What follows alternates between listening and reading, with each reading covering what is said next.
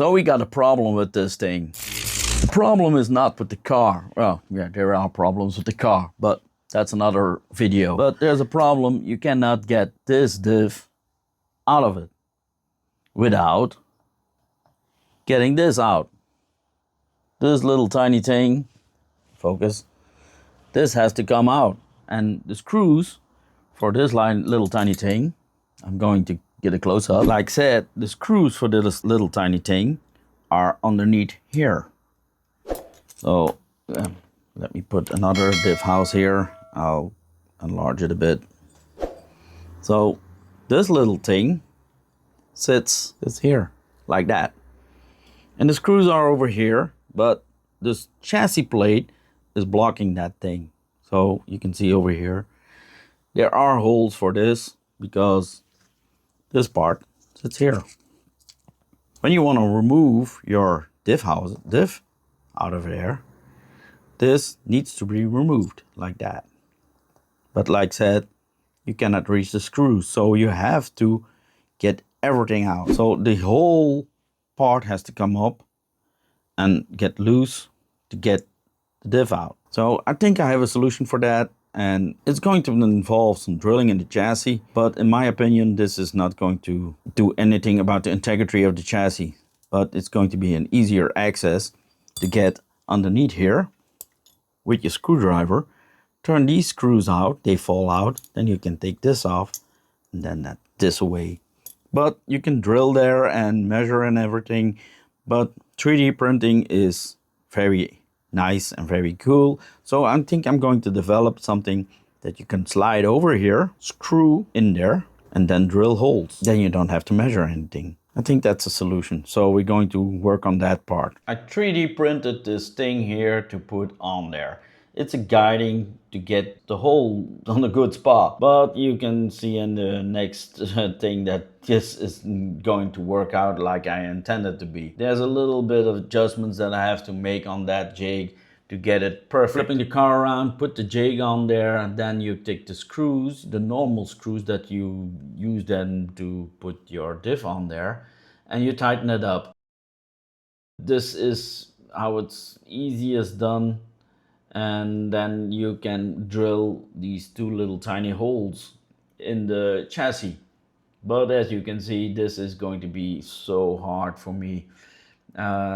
It's easier when you take everything apart and do it without everything on the car, because now it's on an angle, and when you're on an angle, that's always hard to drill. There is a hole you have to drill, and there is another hole.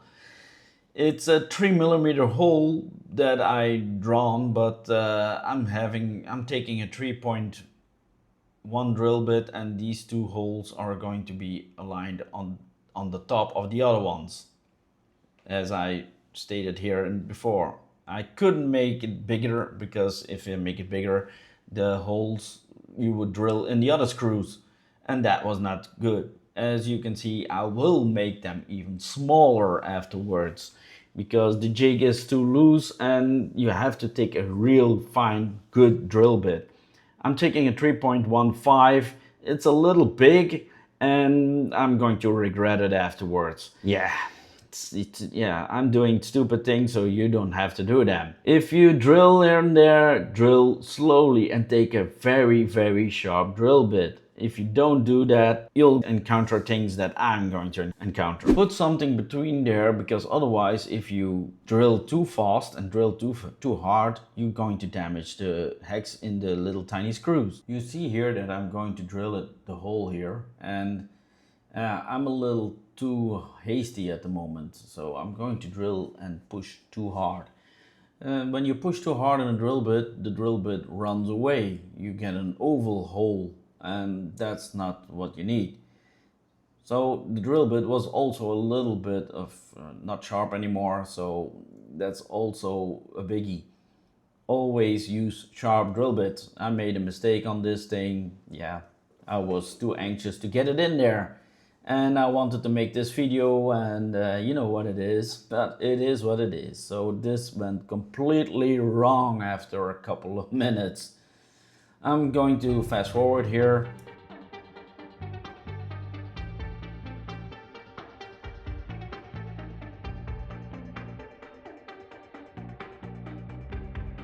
So here I stopped and noticed that my hole was oval. So I tried to get it a little bit more straight on the right angle, but yeah, that wasn't such a good idea. You can see over there, I'm going to make it worse and worse. So that's, yeah, stupid of me. I'm trying it again here and it's going pretty good, but I'm pushing too hard on the drill bit. And if you push too hard on a drill bit, even if it's a sharp one, yeah, you're going to get the thing that I'm going to get after a couple of minutes here. It's drilling. You can see it's drilling. There are shavings coming off, and now you see it drilled. I broke it, and that's my stupidity. I pushed too hard. Don't push on the drill bit. Don't do that. I took the jig off, and you can see on the chassis there's a complete wrong hole, and also in the jig you can see it went away. The hole ran away, or the drill bit ran away. So that's why I'm having this kind of hole now in my chassis. It's not a complete hole yet, but it's wrong. It's completely wrong. So I have to make that right. For the second hole here, I'm going to take a smaller drill bit. I'm going to take a drill bit that's 2.98 millimeters. This hole goes perfectly in the hole in the jig. And yeah, I'm going to drill a little bit on there. So I have a center point on and not that big. So I'm not going to go completely through there. And still, the hole is running away. The drill bit is running away. And that's the problem. You're sitting on an angle, you're drilling on an angle, and there's a hole that's countersunk right next to the hole you have to drill. So that's a problem. That's why everything goes out so bad at the moment. But eventually, that's what it is. Eventually, everything works out. You can see over there, I have a center point, and I'm going to drill with the drill bit in there just that I can put my hex in there. But like I said, it ran away eventually too. So I have to go on an angle here in a minute to get it straight in there. Drilling on something that is not flat is always hard. Here you can see that the hole is still oval too, so I'm going on an angle here and trying to get the hole and at a good spot in there. Eventually it works out.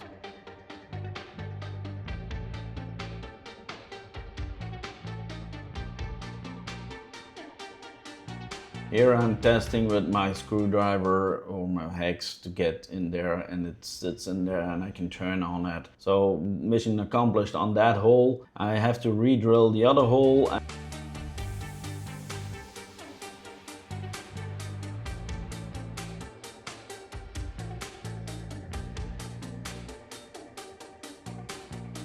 Here's a close-up from the holes that I drilled, and you can see on this one, this is a little bit crooked to get it in there, but it works. And the other one is straight on there. You can see, and now, as you can see, I'm turning it out here, and it comes out. The screw doesn't have to go out of completely out of there. It's thick enough to get it out like that. Now get the other screw out, and then you can see the old part comes out. This little tiny thing blocks the diff. Now you can remove the diff, but there's little TPU things that are on there, aren't normally on there. So it's a little wiggling around to get it out, but eventually it comes out, and these things, yeah, they block a little bit, but so that was my intention, to get it out without getting the diff housing off. So I completely redesigned this because these holes, yeah, they were too big and this was too thin. So you didn't have any guidance on the drill bit. This is what I came up with. Made it thicker, smaller holes, and these are now like 2.3 millimeters or something like that. You have to use a small drill bit to make a little hole so you can drill the big hole afterwards, if you know what I mean. So you can download this on Cults, and like you can see in the picture here, I need to do this on the backside too. But this is something that I'm going to do when next diff change is going to be.